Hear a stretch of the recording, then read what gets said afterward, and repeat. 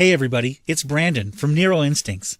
As you know, we love to dive into the why behind psychopathic behavior. And in this video, we're going to take a look at female psychopaths in their intimate relationships. I'm going to guide you through her typical relationship problems.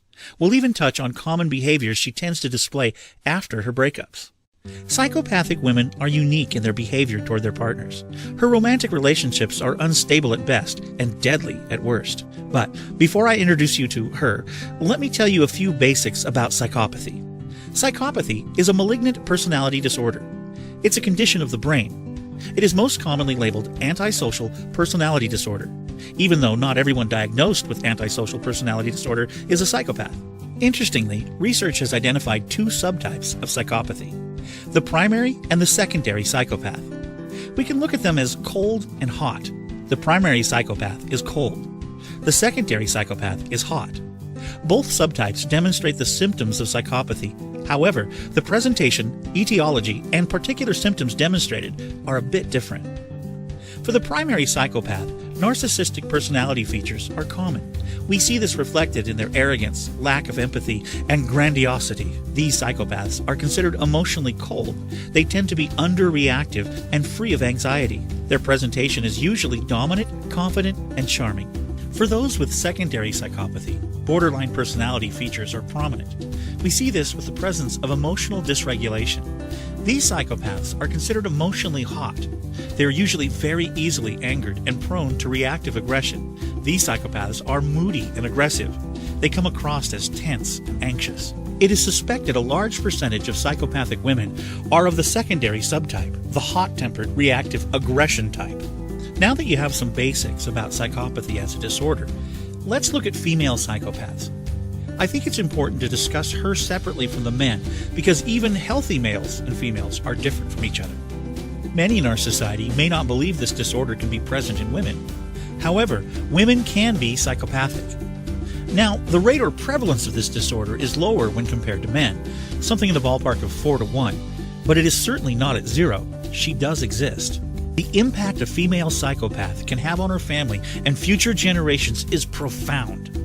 Women are the mothers, the nurturers of the family, yet, due to psychopathy, she's incapable of genuinely loving her children. The psychopathic female may conceal her darkest traits behind a thinly veiled pretty mask. She may play the role of the sweet girl or the intellectual. The masks are rarely, if ever, reflective of who she really is. Nearly all psychopaths have the ability to mask the most deviant, hateful, dangerous components of their character. Many of them can come across as your average nice guy or girl. For those who love her, trust her, and rely on her, they will feel no bond or genuine love emitting from her. Unfortunately, she cannot love her own children or anyone for that matter. This tends to have a negative impact on the neurodevelopment of her children. Growing up without the love, tenderness, acceptance, and safety from their mother can potentially leave a hole in their heart felt their entire lives. Some children, even into their adulthood, struggle with depression, PTSD, and anxiety as a result of her mistreatment. Some become people pleasers. Others may suffer with low self-esteem or cognitive problems, such as attention and concentration difficulties. There are even some children who will grow up with personality problems. Young brains do not develop to their potential when there is no love and an environment of stress. But a psychopathic mother cannot give what she is neurologically incapable of: true love. Without the ability to bond, she will rid herself of her children or her mate if a better option comes along. She is severely self-centered and can have the belief that a beautiful life does not involve the burden of children. Her methods used to rid herself of her family varies. It can range from neglect to abandonment. Murder has been the method a few psychopathic mothers have ensured a child-free life of pleasure. However, this callous and remorseless act is rare. Recall, most psychopaths are not criminals, although a significant number of the most heinous crimes are committed by psychopaths. Being discarded by a psychopath is emotionally traumatizing and distressing to her children or mate. But she cannot feel their distress. She does not feel their pain, nor does she care. How is she in intimate relationships, you ask? For starters, psychopathic women are often promiscuous, like her male counterpart. However, a psychopathic man's promiscuity is often associated with his desire for sexual pleasure, to stroke his ego, as proof of his superiority. Often his behavior is associated with an overstimulated reward system within the brain. Psychopathic women tend to have a slightly different agenda. Sure, she enjoys the pleasure and the ego stroking. There's also the stimulated reward system, but she tends to have an agenda. She often uses her sexuality and seduction to dominate and control her partner. She uses her body to manipulate him, to garner social and financial benefits from him, status, a lifestyle. She may even use seduction to destroy the relationship of others. Sex is one of her tools. Most of her partners do not realize there will be a price to pay. Relationships with psychopaths are rarely healthy or successful. At some point, her relationship with her partner will fail. During his time with her, he will likely experience pain, distress, and the sting of betrayal. Let me give you an idea of why her romantic relationships fail. Because there really is a good reason that everything with her partners will eventually go wrong. The answer lies within the brain. Studies consistently support the presence of differences between a psychopath's brain and the brain of a healthy non-psychopathic individual. For instance, areas such as the ventromedial prefrontal cortex, amygdala, and reward system are dysfunctional. That's a big deal because these brain regions are responsible for morality, empathy, and learning from experience. Those regions are even associated with emotions, decision-making, and being able to feel for others. Even the stimulation-seeking and proneness to boredom are associated with those areas. You might wonder if it's only those three regions that are causing the problems. No, not by a long shot. There's much more to the neurobiology of psychopathy, but let's save that for another time. Once he is gone and her relationship is finally over, there can be a shift in her behavior. This is usually not a good thing for her ex-mate. She may now view him as her enemy. From her perspective, he has committed a selfish and hateful act, leaving her. During this time, she can become cold, calculating, and potentially dangerous.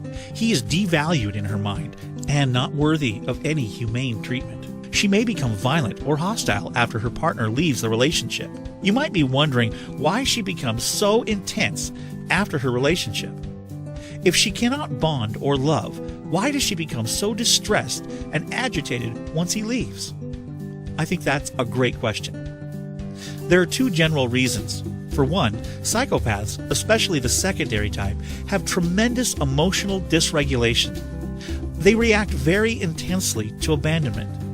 They have nearly zero tolerance for being left.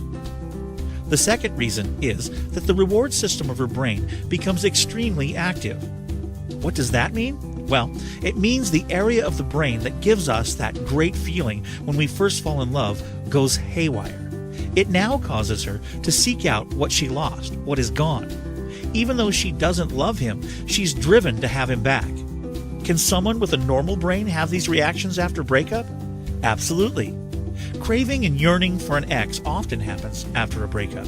But when this happens within the brain of a psychopath, this can become out of control because her frontal lobes do not properly work to hold back her behavior. The frontal lobes can be considered the brakes. It holds bad behavior back, tells us to stop, not move forward with certain actions.